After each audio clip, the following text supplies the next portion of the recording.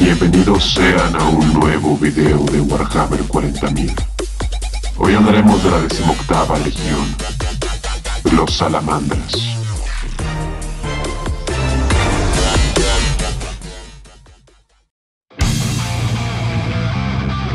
La humanidad es por lo que luchamos, y nuestros corazones serán su escudo.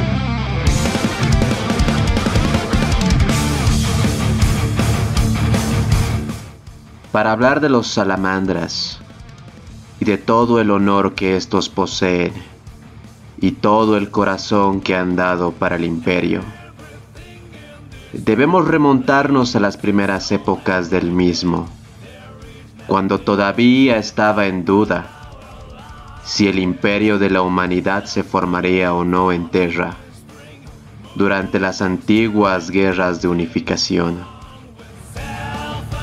Y fue en la explosión inicial de las flotas expedicionarias que partían de Terra, durante los primeros años de la Gran Cruzada, donde la 18ª Legión se quedó atrás para reconstruir sus fuerzas, ya que había librado la primera gran batalla, por la que fue públicamente identificada, el asalto a las galerías de la Tempestad, en los últimos días de las guerras de unificación.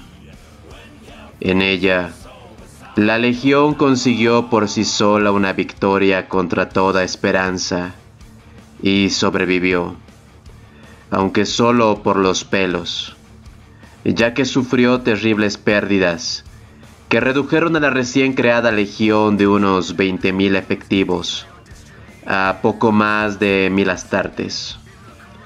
Pero al hacerlo se aseguraron un puesto de gloria y honor entre las fuerzas del Imperio. La 18ª solía ser desplegada en grupos separados, y a medida que se reclutaban nuevos capítulos y las demandas de apoyo a Astarte crecían, esto hizo que durante las primeras décadas de la Gran Cruzada, los legionarios de la 18ª fuesen asignados a un considerable número de grupos de refuerzo y unidades especializadas diferentes. En particular, fueron empleados para aportar fuerzas astartes a fuerzas de intervención de emergencia, enviadas para enfrentarse a amenazas repentinas surgidas tras las líneas de la cruzada, como letales pecios espaciales que aparecieron sin previo aviso de la disformidad, o en respuesta a incursiones de corsarios alienígenas y amenazas latentes perturbadas por la colonización humana de un sistema. En muchos de estos casos, los guerreros de esta legión eran los únicos marines espaciales presentes en el conflicto, obligándoles a cooperar de cerca con otros ejércitos humanos, a menudo dirigiéndolos y encabezándolos, empujándolos y protegiéndolos durante las luchas y los escenarios de combate más duros y peligrosos. Y en esa época, la 18ª luchó muy pocas veces en un campo de batalla de su propia elección. Y aunque las acciones de su misión de la Legión fueron escasas y distantes unas de otras, su gran lista de honores de batalla era extensa, al igual que la diversidad de sus enemigos y las victorias que aseguraron. Para la 18ª esto supuso una reputación paradójica. Eran salvadores, pero también heraldos de hazañas sangrientas, esperanzas perdidas y defensas desesperadas. Y fue una de esas campañas cuando el recién descubierto primarca Vulcan acudió a su legión en su momento de mayor necesidad. La 18ª era dirigida por su Lord Comandante Cassian Vaughn, quien se había quedado atascado en la defensa de la retaguardia de un cúmulo de colonias, cerca de la división de Taras, contra una oleada de merodeadores orcos. Con el grueso de las legiones astartes luchando junto a las flotas expedicionarias en el avance hacia la franja este, o manteniéndose como reserva contra los horrores de la incursión Rangda, desde las estrellas del halo al norte galáctico, la 18ª fue la única legión capaz de responder a la crisis. Luchando contra una superioridad numérica aplastante, el destacamento principal de la legión, que consistía de unos 19.000 marines espaciales, había organizado a los defensores locales y resistido durante casi un año estándar en una serie de batallas sin cuartel, contra más de 1 millón de orcos dispersos por cientos de naves destartaladas, rocas y docenas de pecios orcos. Las acciones de la Legión habían permitido evacuar a la población de 3 planetas enteros, a la teórica seguridad del sistema Taras, pero a un coste terrible. Al final, su comandante fue gravemente herido, y los restos de la 18ª se quedaron atrapados en el mundo muerto de Anthaem, lo que atrajo hacia ellos a los belicosos orcos. Taras estaba lejos de la frontera de la Gran Cruzada, y el apoyo de otras legiones habría sido difícil de obtener. Pero de todas formas la 18ª no solicitó ninguna ayuda, determinada como estaba a ganar por sí misma, o a morir en el intento, sabiendo que al desangrar a la flota orca, se salvarían incontables vidas humanas. Su primarca, sin embargo, al enterarse de su situación, se negó a quedarse de brazos cruzados y dejar que sus hijos peleasen solos. Y cuando Vulcan llegó, no lo hizo solo, ya que trajo consigo a 3.000 nuevos iniciados, los primeros reclutados en Nocturne, y junto con una hueste de nuevas naves, máquinas de guerra y armas, todas fabricadas según las precisas especificaciones del primarca, cayeron sobre los Pieles Verdes como un relámpago y destrozaron los pecios más grandes de la órbita de Anthaem. Vulcan dirigió a sus guerreros al interior, purgando las vastas aglomeraciones de chatarra y rocas con fuego, y plantando cargas sísmicas en su corazón para destruirlas. Animados por esta ayuda inesperada, los demás legionarios de la 18ª se arrojaron con furia renovada contra los orcos que los asediaban, masacrándolos y dispersándolos a su paso, sin preocuparse de su gastada munición y de sus reducidos números, ni reservando nada por si fracasaban. Atrapada entre este martillo y yunque de salvajismo que superaba el suyo propio, la horda de orcos fue rota y puesta en fuga, y los supervivientes fueron perseguidos sin descanso y consumidos por el fuego. Tras la batalla, las 2 mitades de la 18ª Legión se encontraron, se unieron sobre las llanuras de coral muerto de Anthaem. Cuando sus salvadores se quitaron los cascos, y los legionarios terranos contemplaron los rostros de sus hermanos, y del que era su padre genético, no pudieron evitar saber que todos eran hermanos, y que su primarca había venido a encontrarse con ellos. Se dice que los supervivientes de la terrana 18ª se arrodillaron de inmediato ante su primarca, pero Vulcan no admitió esto y les pidió que se alzaran con amabilidad, diciendo que todos sus hijos eran iguales y que él no era ningún reyezuelo que necesitase muestras de obediencia, En vez de eso, fue él quien cayó de rodillas en honor de las vidas que habían salvado y del precio que habían pagado por estas.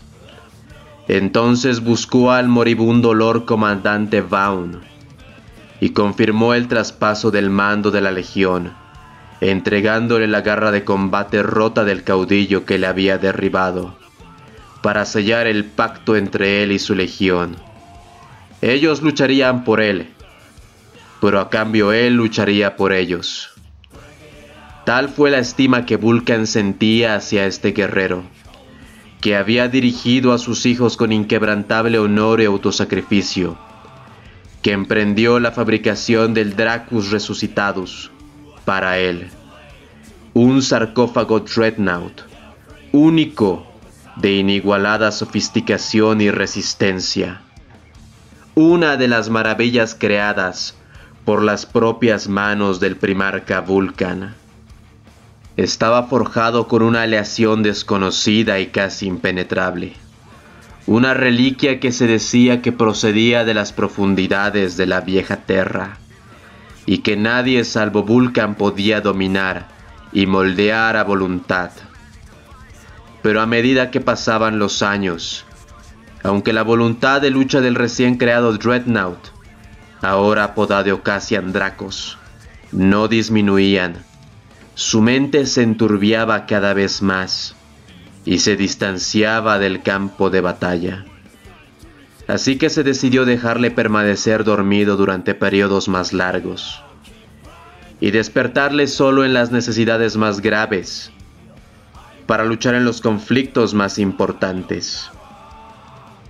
Y durante la masacre del desembarco en Isban V, Cassian luchó con una furia sin igual, primero encabezando el ataque contra el enemigo, y después de que la segunda oleada mostrase su auténtica lealtad, manteniéndose firme, aunque todos a su alrededor fuesen masacrados.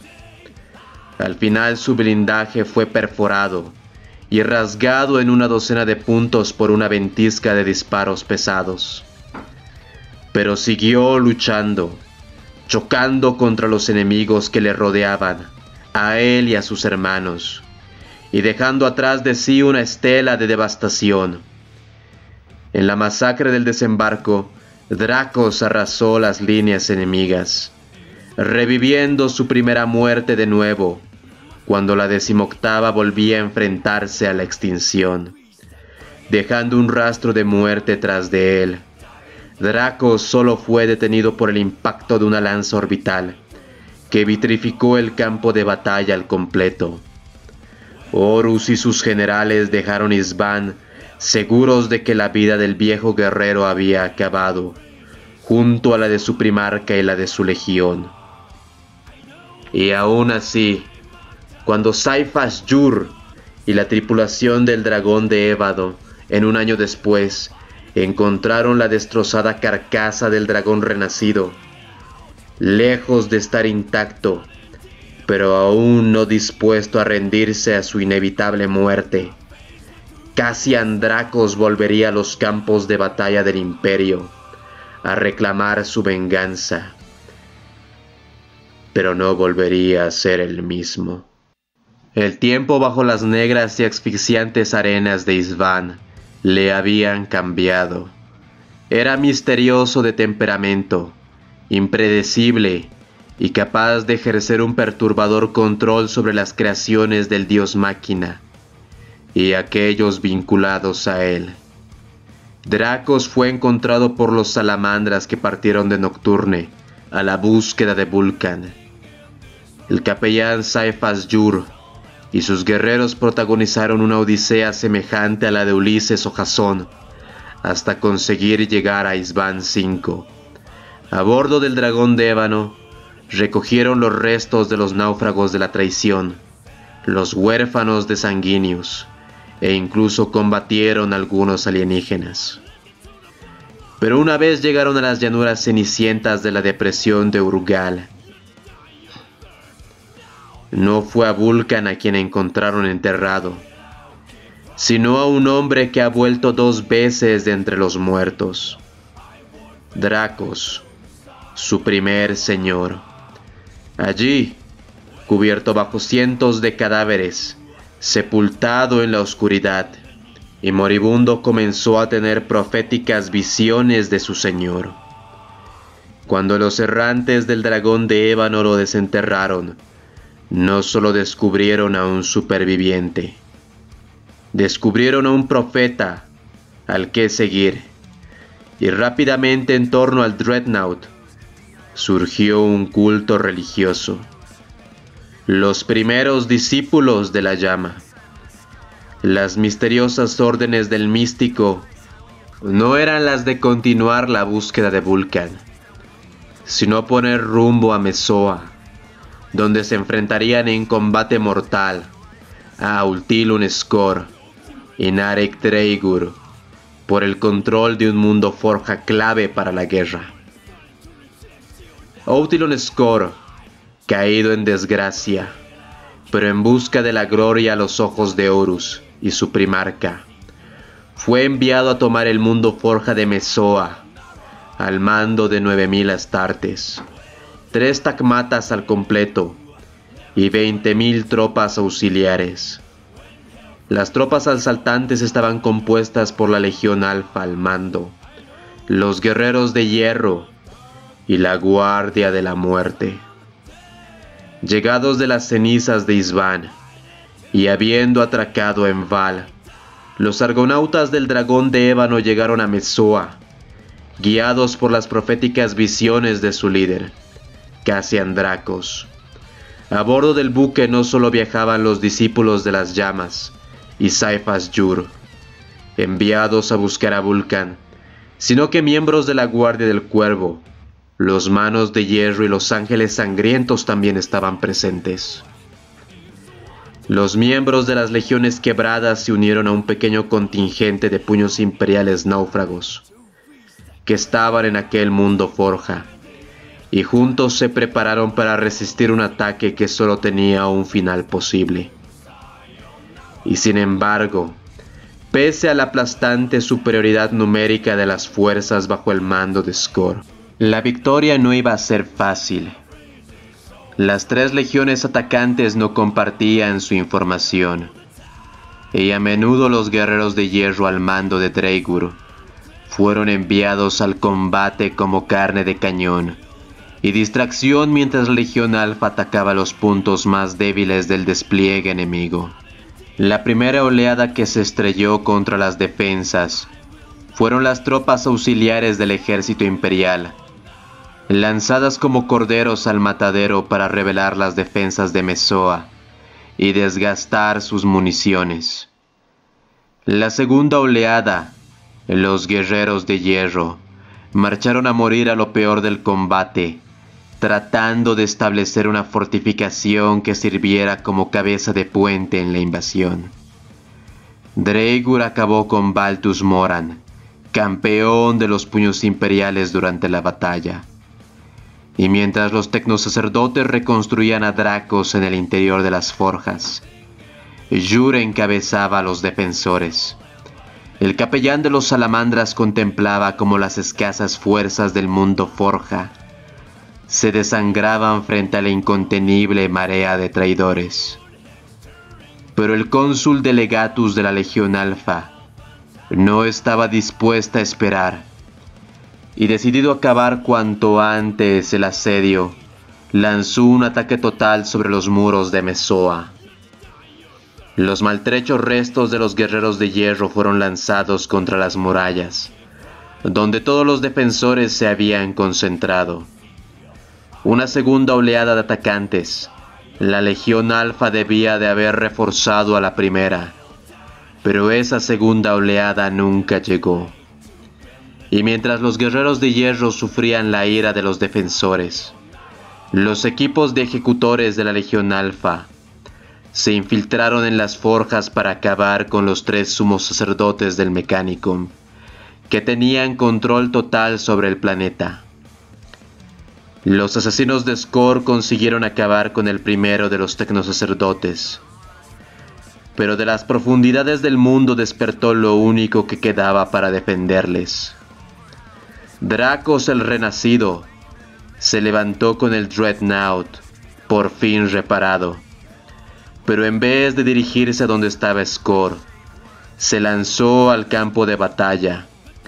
Los manípulos de autómatas bajaron las armas a su paso, y llegó hasta Dreigur sin que ningún hombre o máquina le atacara. Que le dijo aún es desconocido, pero Dreigur y los guerreros de hierro volvieron sus armas contra la Legión Alfa.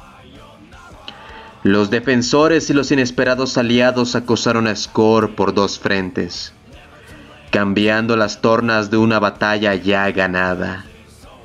Skor, atrapado, consiguió abrirse paso hasta la órbita gravemente herido. Sus fuerzas fueron masacradas por las legiones quebradas y los guerreros de hierro.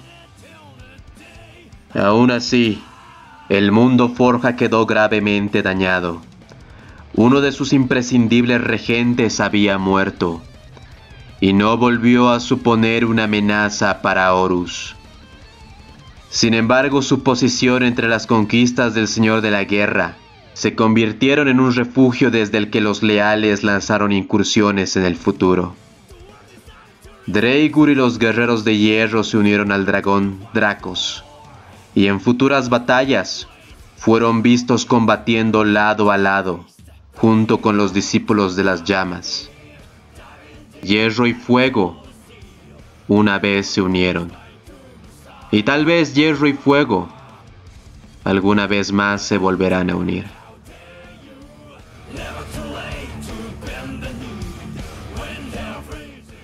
Muchas gracias por llegar hasta esta parte del video. Realmente quería hablar de este personaje. Me parece que Cassian es de lo mejor de los salamandras durante la herejía, que si bien él no conocía a su padre y no sabía nada de él durante las guerras terranas de unificación, él ya tenía ese pensamiento que casi todos los Astartes tienen o heredan de sus padres, un poco de esa su psicología, y Cassian heredó el sacrificio como muchos de los salamandras terranos. Y creo que muchos de ellos también se sintieron conformes, alegres y aliviados cuando por fin conocieron a su padre. Y que éste conservaba y mantenía los mismos valores que ellos lo hacían antes de llegar a conocerlo a él y a sus hijos de Nocturne. Pero bueno, hasta acá el video de hoy. ¿Qué les parecen a ustedes los salamandras? ¿Les gustan como son? ¿Se han armado algún ejército de salamandras? ¿Qué miniaturas tienen? Tal vez tienen alguna miniatura antigua de salamandras. Déjenmelo en los comentarios. Y sin nada más que decirles, muchas gracias. El emperador protege.